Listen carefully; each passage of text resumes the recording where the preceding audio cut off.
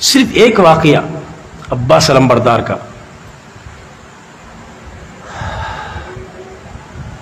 6 مہینے کے علی اصغر کو جب پیاسا دیکھا آپ نے، 2.5 دن کے بھوکے پیاسے ہیں،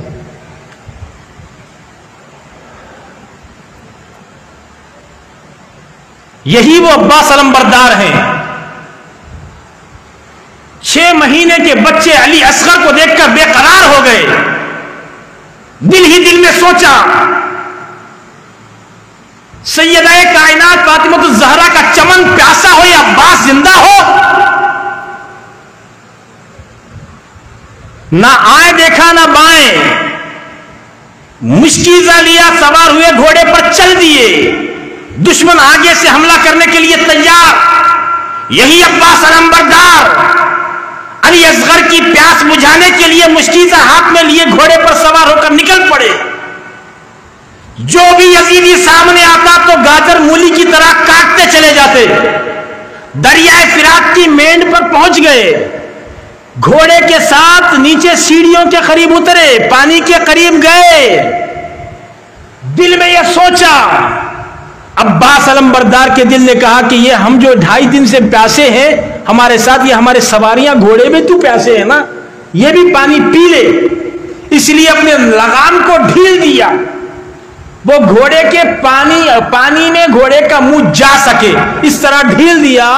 تو وہ گھوڑا بھی وفادار حسینی نکلا، اور وہ گھوڑا پانی کی طرف نہیں بلکہ چہرے کو پانی سے موڑ لیا، گویا یہ بے زبان گھوڑا کہہ رہا ہے جس کا آقا پیاسا ہو اس کا غلام اپنی پیاس بجھا نہیں سکتا۔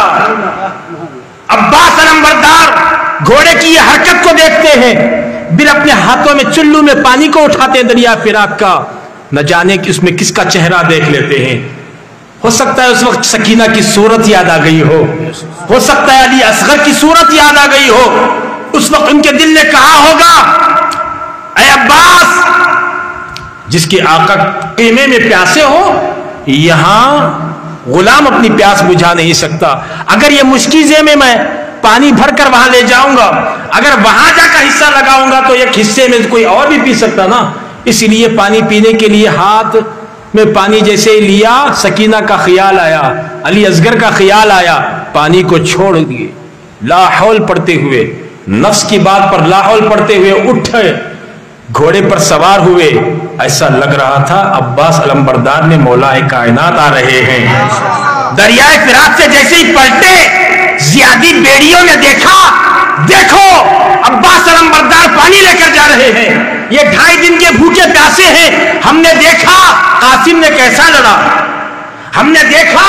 علی اکبر نے کیسا لڑا ہے، اب یہ پیاسے تھے ایسے لڑے ہیں، تو پانی پہنچ گیا تو ان پر کوئی قابو نہیں کر سکتا، عباس پر ٹوٹ پڑے، زیادی بھیڑیوں کا حملہ ہوا، عباس علمبردار اطراف و اکناف جتنے بھی لوگ ایک ہی ساتھ لڑنے کے لیے آتے، ایک تلوار چلاتے تو سب کے سب منڈیاں اڑ جاتے تھے، درجنوں ختم تک دور تک ان کی منڈیاں جا کر ان کے سر پڑتے تھے، سارے لوگ یہاں سے اتھل پھتل ڈر کر بھاگنے لگے۔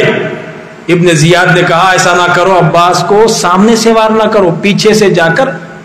چھپ کر پیچھے سے بھاگتے ہوئے ایک ضرب ہاتھ پر مارو۔ مشکیزہ ہاتھ میں پکڑے ہوئے تھے، گھوڑا چلاتے ہوئے خیمے کی طرف بڑھ رہے تھے۔ ایک ایسا آدمی جو موت سے ڈرنے والا، وہ آدمی پیچھے سے بھاگتا بھاگتا گھوڑے کو بھگاتا تلوار کا وار اس طرح حضرت عباس علمبردار کے بازو پر کرتا ہے، ایک ہی وار پر، اللہ اکبر، حضرت علی عباس علمبردار کا ایک بازو کٹ کر نیچے گر جاتا ہے، دوسرا ہاتھ مشکیزے کو تھام لیتے ہیں، پھر تھوڑی دیر بعد ایک ایسا آدمی جو اپنی موت سے ڈرنے والا تھا، عباس علمبردار کی وار سے ڈرنے والا تھا، سامنے سے نہیں آ سکتا تھا، پیچھے سے آ کر پھر ایک وار کرتا ہے، یہ ہاتھ بھی یہ بازو بھی کٹ کر نیچے گر جاتا ہے، مشکیزہ بھی نیچے، آپ بھی نیچے تشریف لے آتے ہیں۔ اب دیکھیے ہاتھ نہیں رہے مگر عباس کا حوصلہ زندہ ہے، ہاتھ تو نہیں رہے، عباس علمبردار کا حوصلہ اور اہل بیت کی محبت ابھی دل میں موجیں مار رہی ہے، اس وقت عباس کے حوصلوں نے کہا کہ عباس بازو نہ رہے تو کیا ہوا، گردن تو سلامت ہے۔ اپنے دانتوں سے مشکیزے کے منہ کو پکڑ کر گردن کے سہارے سے اٹھ کر گھوڑے پر آنا ہی چاہتے تھے کہ ایک نے نیزہ مارا، وہ نیزہ سیدھے مشکیزے کو لگا، مشکیزہ پھوٹ گیا، پانی چھلک چھلک کر زمین میں خشک ہو گیا، وہ نیزہ آر پار ہو کر حضرت عباس کے سینے میں لگ گیا۔ تو اس وقت میں آپ سے پوچھتا ہوں، ان پکڑنے والوں سے پوچھو، اے بھگوڑے، نماز کے وقت میں نفس کی بات مان کر اپنے بستر پر سونے والے، عباس علمبردار کی ہسٹری تو سمجھ جاتا تو یقیناً تجھے یقیناً بات سچی بات ہے، اگر یہ جذبہ قیمہ حسین سے دریائے فرات اور فریاد سے پھر واپس آنے شہادت تک کا اگر غور سے پڑھ لیتا تو میں بتایا نا، اشارہ کر لیتا۔ نام بولنا آسان ہے، اپنے بازو کٹانے والے کا نام عباس ہے، کٹے ہوئے بازو کے ساتھ مشکیزے کو اٹھانے کا احساس اور ترکیب کرنے والے کا نام عباس ہے، اہل بیت پر اپنی جان قربان کرنے والے کا نام عباس ہے، اور یہ نماز کے لیے اپنی نیند قربان نہیں کرتا، اپنے آپ کو عباس کا نام دیتا ہے۔ شرم کی بات ہے۔ آپ لوگ تمام حضرات جانتے ہیں، مگر ایک بات اور میں آپ کو ابھی ذہن میں آئی، میرے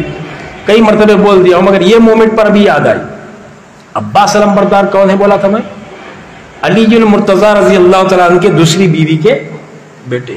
اس بات پر مجھے سیدہ کائنات کا ایک وصیت نامہ یاد آ رہا۔ سیدہ کائنات وصیت نامہ یہ کر رہی آخری وقت آخری دن میں، اے علی میرے بعد اگر تم نکاح کرو گے طاقتور عورت سے نکاح کرنا۔ اے ہے طاقتور عورت سے نکاح کرنا۔ کون کہہ رہی؟ سیدہ کائنات۔ کس سے کہہ رہی؟ مولا کائنات سے۔ یہ تو واقعہ پڑھنے کے بعد غوث پاک کا کرم ہوا، لائٹ پڑی ہو، سمجھ میں مجھے یہ آیا کہ سیدہ کی وصیت میں کربلا موجود ہے۔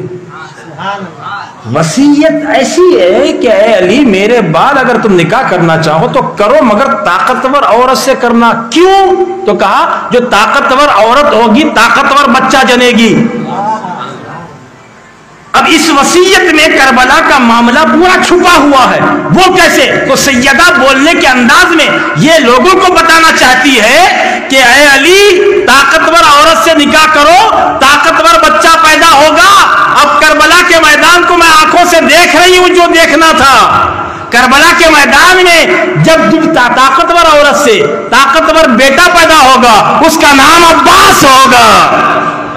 وہی عباس میرے حسین کی جان سے پہلے اپنی جان قربان کرے گا۔